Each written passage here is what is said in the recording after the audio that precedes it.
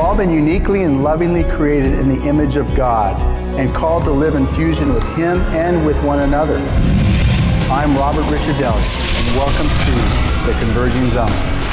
Welcome to the Converging Zone. It's good to be back here on the set of IBC Studios here in San Diego, coming live at you. I've got a great guest today by the name of David Erickson. He is with a company, Free Conferencing Corporation, and all of us have at some point either been invited to or have used on many occasions free conference call. Welcome to my guest today, David Erickson. David? Thanks for having me. Good to have you. It's great to have you. And David, you know, over the years, I always wondered, how did this free conferencing call happen? And it was so great to be able to communicate with many people at once and then at free. So tell us a little bit about the Free Conference Corporation story. Well, so I had a past of many little startups and ideas and business ventures, and in one of those I was talking to a fella, and he said, you know, the best business in the world is telecom. And I said, well, why is that? And he says, well, because they use the services 24 hours a day and you make money while you're sleeping. And I was like, wow. And somehow that like kind of got under my skin. And I continued on and doing things and trying startups, but that was always back there. And at the time I was dating my now wife, Sue, and I was saying, I want to get into telecom. And she says, well, what does that mean? What does that mean? What is that? I said, I don't know. But you know, I want to get into it. And I tried different little things and looked for angles, and I was working with screen sharing technology, and I was selling audio conferencing. And I figured out that on an incoming call, there's a small little portion of money you can make on a per minute basis if you're the receiving carrier. And I thought, well, what would happen if I eliminated the organizer costs in a conference call and drove tons of calls into a local exchange carrier? Would they share the revenue with me? And so that's kind of what got it started. Now that's about 14 years ago. What was that during the era? Was that just after this thing called Skype and some of the other companies out there, or is that prior to a lot of those things? Prior to some, and kind of right after sort of the whole .com thing had gone bust, completely bust. You know, it was like a crater right at that point in time. And you know, the idea, I was saying, wow, I got this interesting domain name, freeconferencecall.com. You know, it's a really great domain name. You know, people are like, that's all been played, right? That's been done. Yeah. So. Well, it's interesting because, and we'll talk about how that happened, but you're starting a company at the time that many companies are folding. That's right. That's very interesting. And also, you are starting a company where very few people would invest in such a thing. That's even more true. I mean, the idea of trying to get capital at that point in time, sure, I think there were some people that were doing it, but I think they were well known. I think they were well experienced. They had a lot of attributes at that point that I didn't have, and so it was a bootstrap operation. Great. Well, how did you start? So tell us a little bit of how that started. So when I conceived this idea that I was going to be able to make this little bit of back end on an incoming call, I had no relationships to do so. So what I did is I talked to a fellow out in Los Angeles, and he was able to allow me to operate on his conference calling bridges, or he actually had like it was singles chat and different things, and together we made a conference calling app for that, and I used that for 2.5 years, making no money at all, and answering the customer service calls 24 hours a day by myself. So for 2.5 years, every single person that called into Free Conference Call talked to me. I understood what they wanted. I got to know what they would like, you know, beyond what I was offering, what they liked about what I was offering, many really valuable things that, you know, is a lot of my story. It wasn't planned to get me that information. It was just the only way that I could do what I was doing at the time. And it took me 2.5 years until I had about 6 million minutes a month. and I was able to go out into the state of Iowa and met with a small company in Union, Iowa, and told them my idea that I wanted to bring these minutes into their phone company, and if I was able to put conferencing bridges in their phone company and bring all these minutes in, would they share a portion of that incoming revenue with me? And they took a flyer, and we started down a wonderful road. When you look at your journey, and I'm first of all, it was great we had some time today before the interview here, and hearing your story, then of course hearing a lot about you prior. Talk about this idea of divine providence, or God in us, God through us, this whole idea. How has that played a part in your life, and then especially leading up to starting this business? I think that for me, a gift that I've been given is just the ability to walk without knowing what's going to happen, and to invest myself.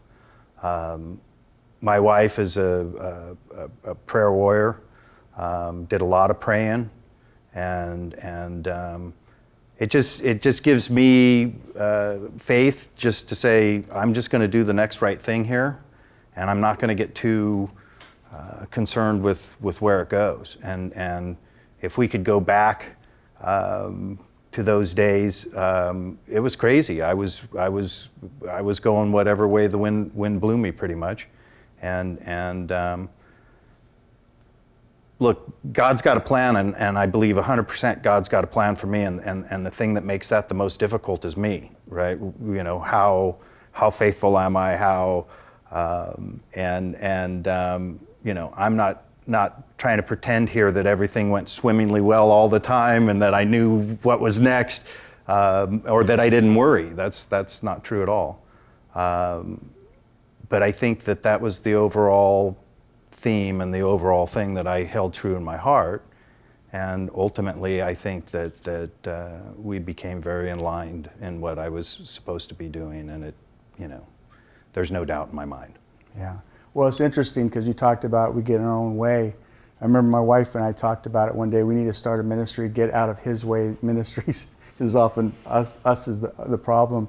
But in those early days, first of all, was your wife involved in the business? I know she's the prayer fuel behind you, but was she involved with you in that? So the prayer was everything. Working at the company, she did come in at one point and became the bookkeeper, and handled all of the accounting and things of that nature. But that probably lasted about a year, and it was wonderful. We enjoyed working together, and everything went well. And I had conducted myself in a way that everything was open kimono, and it was just I didn't recognize that until afterwards. I looked at that kind of in hindsight and said, that's really nice that it was able to work that way. But it lasted for a little bit, and she's a great support. She's I always look at what we have, and I say, it's due to her, right? She has always supported me. Sometimes she doesn't even try and find solutions for me when I have problems, which is great. Yeah. She doesn't try to fix you. Yeah, she doesn't try and fix me. Yeah. Yeah. And my wife appreciates they don't try to fix her, but that we listen when it's time to listen, take notice. Talking about the minutes here now, you guys this year, you and I were talking earlier, will surpass, including other wholesale and otherwise, 12 billion minutes through the servers or through the exchange, or what do you call that distribution? We have conferencing minutes that are done by free conference call, and then we also wholesale conferencing minutes to other people, and we transport some of our competitors' business, and the whole combined unit is over 1 billion minutes. The conferencing alone is close to 1 billion minutes a month now, and to give you an idea, when I started out, I wanted to have 100,000 minutes a month, and the idea that we're doing 1 billion minutes a month is it's unbelievable. miraculous in a sense. Yeah, and I don't want to say that I know what's gonna happen in the future, but I think that it's still just a beginning. I think we do a lot more. When you look at those early days, and like you said, 100,000 a month, and then as things unfolded, looking at the navigation, because we always talk about navigation. Is it me? Is it God? Is it who's directing? Choices we make. Early on, what was some of those decisions? If you can look at the ones that went wrong, but also went right, and how those both played a part in getting where you are today. Can you talk on some of that? I always worked hard, and I always worked hard enough to make a lot of mistakes and still get some good done.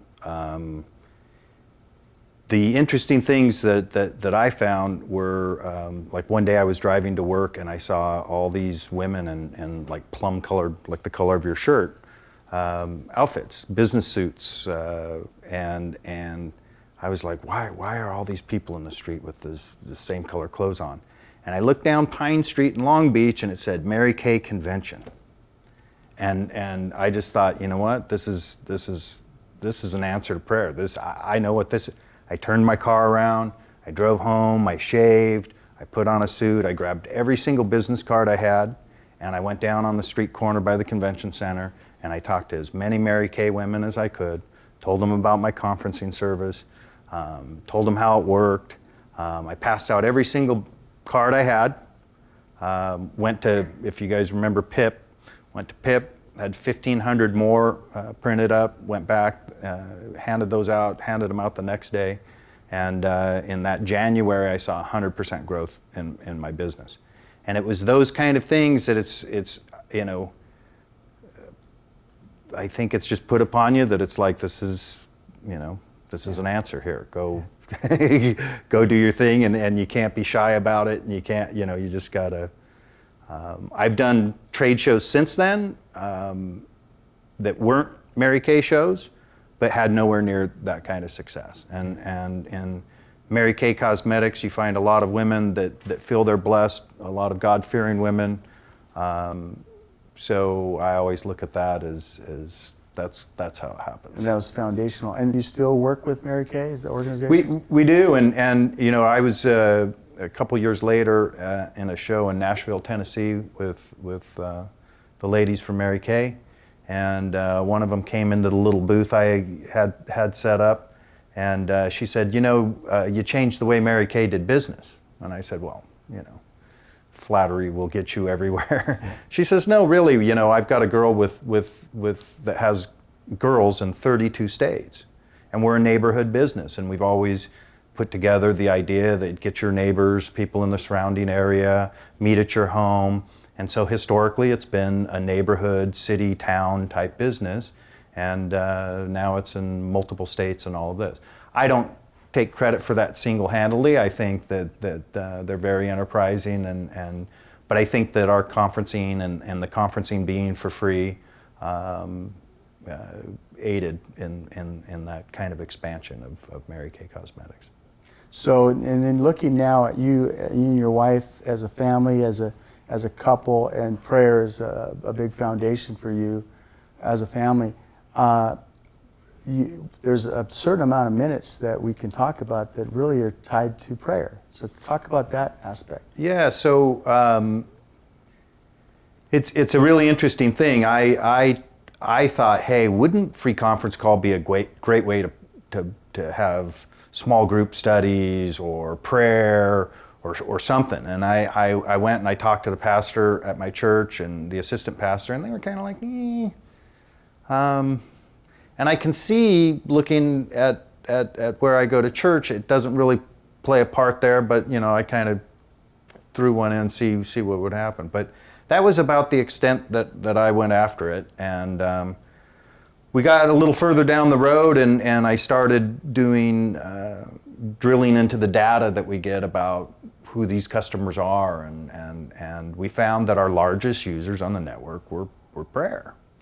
And so we got like a top 10, and it was a significant number of the top 10 that were prayer groups, and that has since grown, and there's some incredible amounts of minutes due to prayer.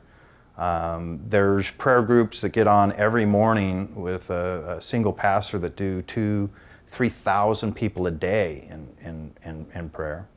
And what was interesting is when I had an opportunity to potentially acquire one of my competitors, I looked at their breakdown of who was on their network, and that wasn't prevalent like it was on my network. And so I've always kind of said, God helped me build my network so that he could use it for prayer.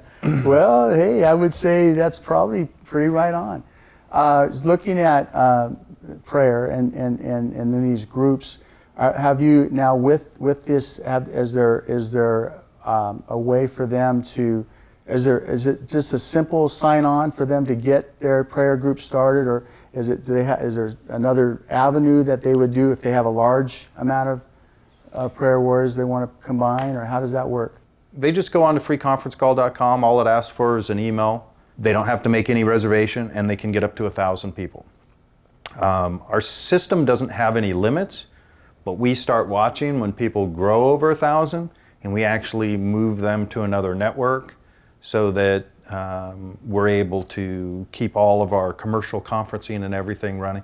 When you have, and what happens in some of these prayer groups, they'll get 1,500, 2,000 people on, and they'll say, okay, everybody mute your line. And there's like 2,000 commands coming into the bridge in a 3-second period. And we've designed our network to handle that kind of thing, but Bridge handles 10,000 people, and if we're at high capacity, and then maybe there's a couple groups like that, it can be trying. And so we've found it much more stable to move those people. But so if they just want to have like a small prayer group or something like that, they just put in an email and get going. Yeah. If they want to burn the house down with a couple thousand people, well we'll be keeping an eye out for them. Yeah. Hey, yeah. Bring it out to 10,000. Hey, so now you're in 100 countries or 100 plus countries. So we get traffic from 160 countries. We actually have dial-in numbers in 56 different countries. Okay. So you started initially U.S. Yes. In Canada. Then what was the next? Next was Nigeria. Really? Yeah. How did you go from U.S., Canada to Nigeria? It's kind of like that thing where I like people that like me, or So Nigeria was like the first opportunity that popped up, and it was kind of odd how it popped up, but it was a sure deal, and so we said, well, let's see what the conferencing is like in Nigeria. Nigeria, it's a little different. They have about 6 million landlines. They have like 42 million cell phones. Yeah. Right. So they kind of leapfrog technology. And so, different cultures take to conferencing different than the United States. When I started in conferencing, it was about 75% of all conferencing in the world was done in the United States, and 25% was the rest of the world combined. And it's now like a 60-40 split. So it's becoming more prevalent in other countries, but obviously with the amount of populations that, in the United States compared to China and India and the rest of the world, has a long ways to go in learning to use that kind of communication. That's wonderful. Now, talking about this machine or this technology, you had the world's first some dynamic and high definition. High definition. Yes. So tell me what that is. So regular voice, like when you're on a phone, and I'm sure you've heard of like 64K lines. In the United States, our 64 is 56, but I'm not going to get into that. But that's an 8-bit sampling, 8,000 times a second. And what we did is we did a 16-bit sampling, 16,000 times a second, so that you could have 256K voice. And then we packaged it in a way that the payload of it going over the internet is half that of 64. It's 32K. So heavy compression and decompression algorithms. But what that does is that allows people to use Skype to conference. Skype is a high definition codec. Yeah. So you get more definition than you get on your standard definition telephone lines, to transact all that and give them back Skype quality. Our bridge also allows for G722, which is like on Polycom phones, VoIP phones, and we can mix them with Skype, we can mix them with standard telephone lines, and put everything back in the way that it's supposed to go back. It was something that me and my friend Eugene set out to build. In 2006, we finished the project in 2008. We won the Vaughan Innovator of the Year Award, which was like a big surprise. But by 2010, the technology was obsolete, and we removed all of the systems from our network and had a new one propped up. And we come back, we'll talk about some of these other awards you've won, something called the Stevie. We'll come back in another segment, and thanks for being with us. Converging Zone audience, thanks for being with us. Come on back and see David Erickson with me on the Converging Zone. Thanks again for being with us.